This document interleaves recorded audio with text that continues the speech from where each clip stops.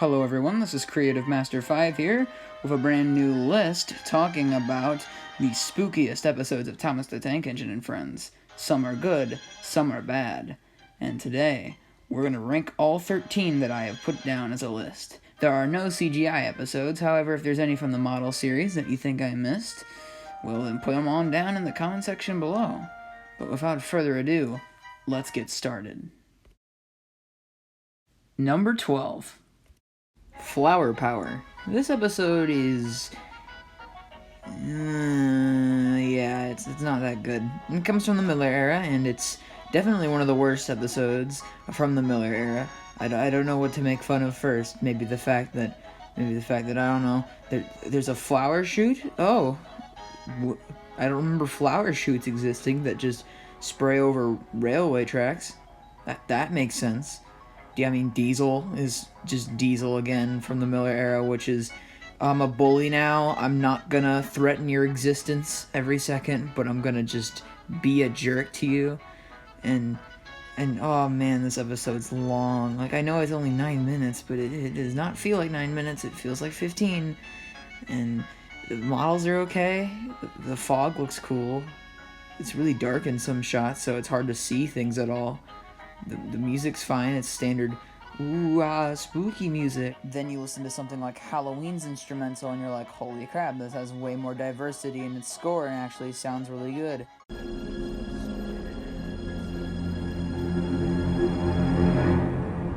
With a lack of realism and just a whole lot of boring, it really makes you just have a slog of a time trying to watch this episode, and just makes you wish that it was something like the previous Halloween specials before it, and that's why it is the worst of all the model Halloween episodes. Whoa!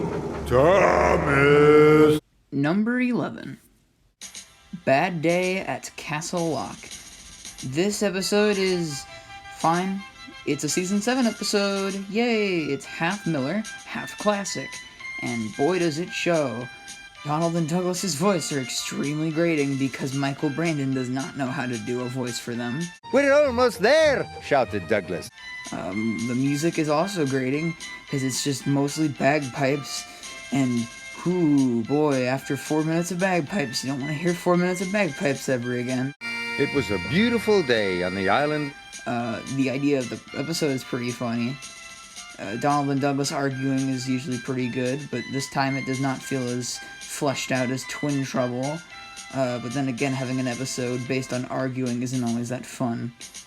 Otherwise, the models look nice, the music is and overall the plot's okay.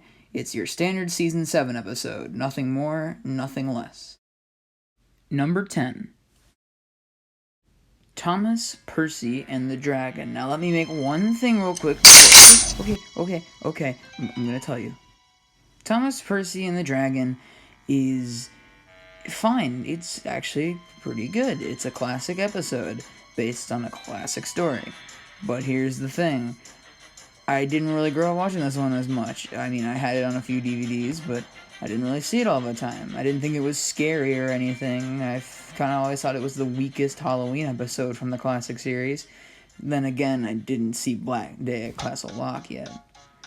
Overall, this episode's still really good. The models are nice, the music's great, the suspense is pretty good, honestly. The up-close models are really good, like the owl, which I think this was its first appearance. Everything works out really well. The story's realistic, a points failure, that makes sense. A paper-mache dragon, that makes sense. I like this idea of, Percy making fun of Thomas, and then Thomas gets to pay Percy out for making fun of him. Percy gets a little shock, and he realizes, hey, everyone gets scared, but sometimes it's better. It's a good lesson, it's a good episode, but, I mean, it's just not my favorite, and there's some just absolutely way better episodes on this list. But so far, pretty good. Suddenly, there it was. Cinders and ashes, cried Thomas. It's a dragon. Number 9. Percy and the Haunted Mine. This episode gives me warm, fuzzy feelings. This is an episode I have a lot of nostalgia for, but it is at number 9. Percy and the Haunted Mine is still a really good episode, but it has some problems. It's just not as good as the remaining episodes on this list. Also, it has some really weird stuff going on in it. Why are these things collapsing into the ground? Why are there garden gnomes? Yeah, why aren't there garden gnomes? Garden gnomes? I like the twist, but it's just a little bit weird.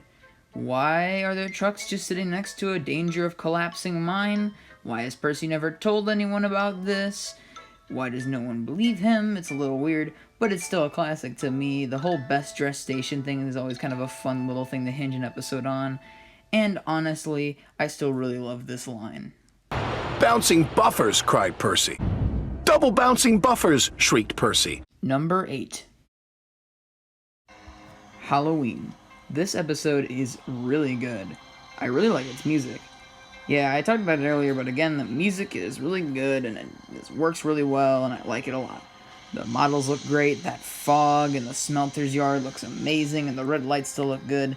Not as good as Season 6, but man, they still nailed it with the models. Ari and Bert playing tricks was new at this point in time, so it didn't feel overused and cheap at this point. I like the idea of Emily just getting the tarp over her, freaking out, thinking that the ghost is on top of her, Thomas thinking that she's the ghost, and they just chase each other throughout the whole night. I think that's pretty funny. I like how they come back, and there's this cool pan shot coming back into the sheds. That's really neat. Sir Topham hat in his costume is pretty funny. Overall, this episode is pretty nice. Number 7. Rusty to the rescue. Okay, now I know what you're thinking. This isn't a Halloween episode. Well, I think you're kind of wrong. Season 4 really didn't have a full-on Halloween episode, but I consider this one it is. I could have said Escape was one too, but I feel like this one captures the tone more. Set towards fall, has a darker, more mysterious tone, was released towards that time, I feel like it counts. Rusty to the Rescue is a beautiful episode based off of a boring story from the Railway series. What was full of just extra railway stuff is now an amazing, beautifully told story starring Rusty and Stepney. Stepney did not need to be introduced like he was in the Railway series. They did it much better here and more cinematically.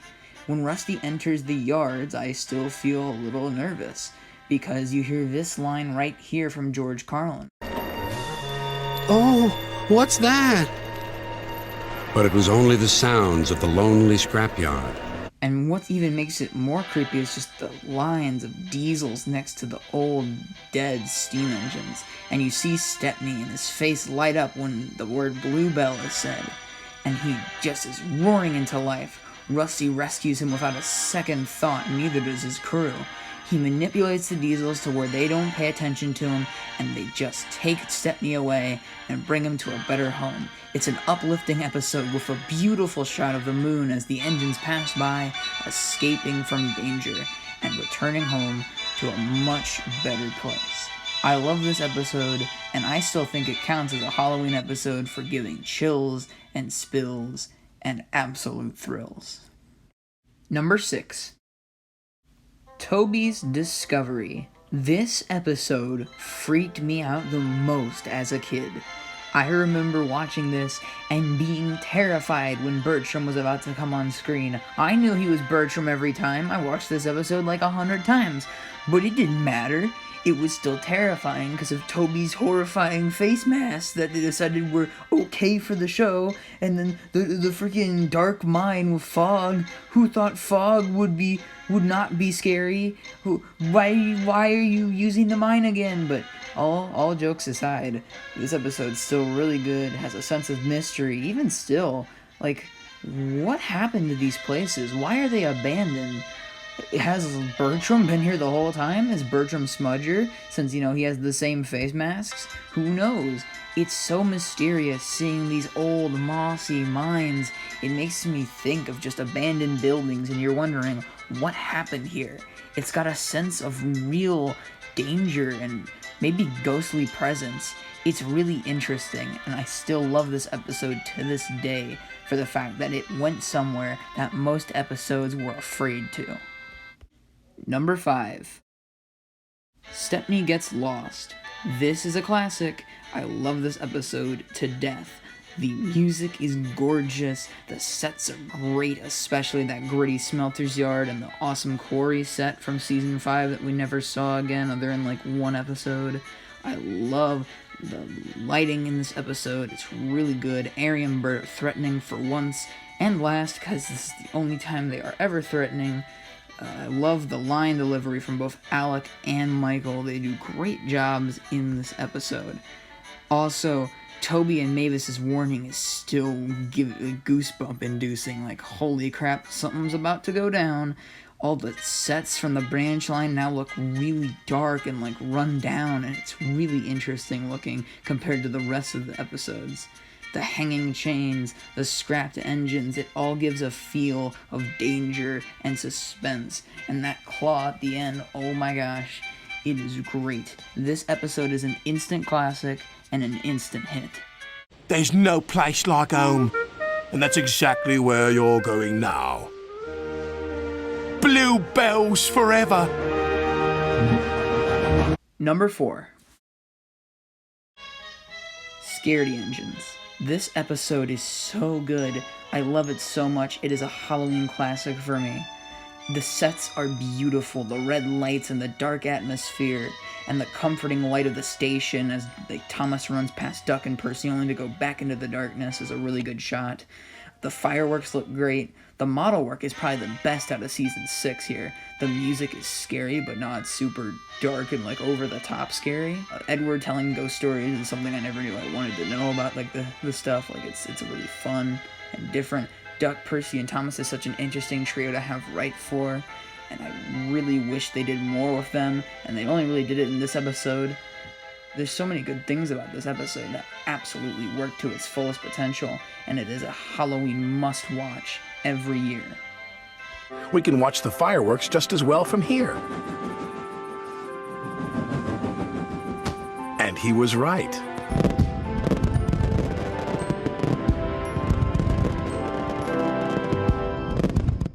Number 3. Duncan gets spooked and Rusty in the boulder. Now I'm kinda cheating here, but I cannot pick one over the other and place it over. These two are some of the best episodes, not just of the Halloween category, but of the entire show. Both from season 5, both narrow gauge based, both horrific and amazing at the same time. These episodes are absolutely outstanding in every way, from visuals and music, but I'm gonna go a little more in depth.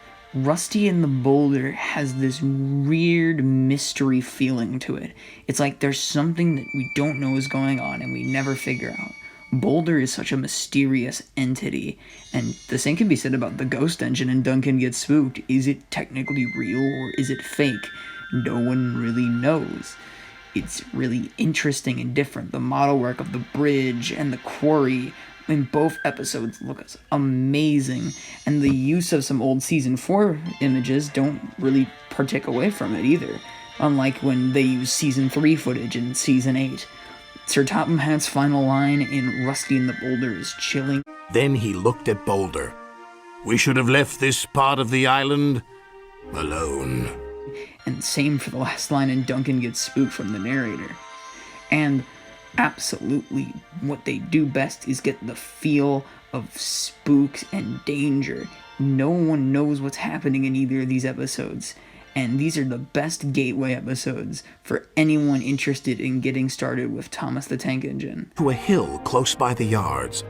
Rusty is sure that on a clear night it is gazing up at the mountain and that its sides are being carried on the wind to where it once used to stand proud and silent.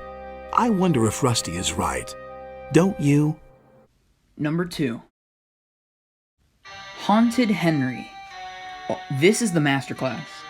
It's the masterclass of how to do a Halloween episode, besides one that just barely outbeats it. This episode just taught me so much on how to do timing with horror and, having the right music in the background and having good visuals.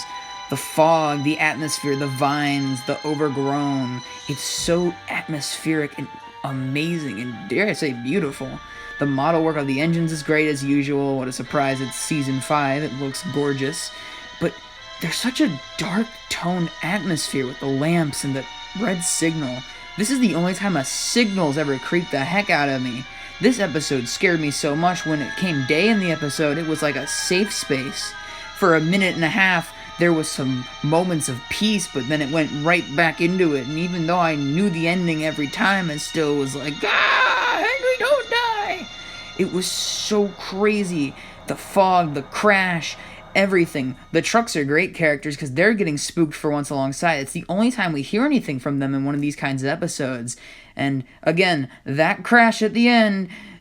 Oh yeah, those trucks are dead. Yeah, they didn't make it. They did not make it. It's an amazing episode with amazing atmosphere, and it deserves to be number 2 on the list. Stupid bird, said Henry. Number 1. Ghost Train. Holy crap, this is the best episode ever. Okay, fanboying aside, this episode is amazing. The models are beautiful. This is the best use of fog. It wins the Fog Award, everyone. Give it the Fog Award. Give it the tissue paper on top of Percy Award. Give it the creepy freaking coal yard award, because it wins all of them. Thomas, Percy, and Toby are the only train characters in this episode. I just said train. I don't know if I can handle it anymore. Oh my gosh. This episode is so good with just Thomas, Percy, and Toby. They work well, though. Like, just the 3 of them as a trio in a horror episode is so interesting and good. The branch line looks evil. It looks evil. What the heck? Is this like alternate universe hell version of Sodor? What is happening? The bright moon, the fog, the dead trees, it all makes an amazing atmosphere. I don't know why I really love this set with the signal box, just like this little bit of light in the midst of the darkness where Percy and Toby meet. The sheds is a really cool set. I think this was it wasn't the first time we saw it, but it's still like, it looks different. Thomas and Toby's interaction is so well written because Thomas is in such good character, and I miss when Thomas was a freaking jerk to everybody. I miss it so much. Percy playing out Thomas is just, oh, it's so satisfying after Thomas is like, you're so stupid and silly, and then he goes, oh crap, I'm gonna die. The fog in Knapford the next day is so good. If you can't tell, I just have this weird like fetish for fog and Thomas the Tank Engine. I don't know what it is, but it looks so good and I love it so much. And oh man, it's such a good episode. David Mitton outdid himself, and so did the rest of the crew. The sets don't look like the sets in the rest of the show. It looks like some other universe, and I love it to pieces. And if you see inspiration for this from this episode and in some of my videos, that's on purpose, because holy crap, this episode is amazing. It is a beautiful episode, and dare I say a perfect episode, and remains one of my favorite Thomas episodes of all time.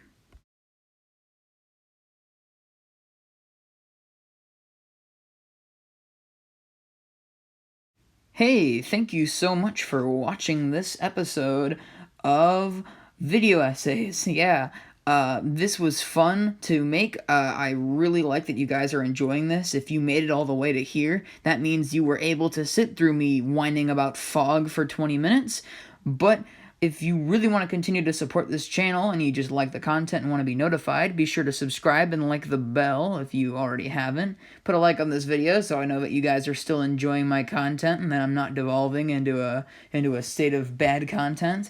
Thank you so much to everyone who's been waiting for this video. It took a lot longer to edit than I thought, but these are getting much easier to edit since I know what I'm doing, and I really appreciate just all the support I've been getting. Thank you for 100 subscribers. That is insane. A video will come out soon celebrating this. It's been a wild time. I'm sure it'll also have something to tie in with the fact that I've been on YouTube for 3 years, which feels insane because it hasn't even felt like 2 yet. But man, thank you guys so much. Please, I hope that you enjoy the rest of my content, and I will see you next time. Take it easy.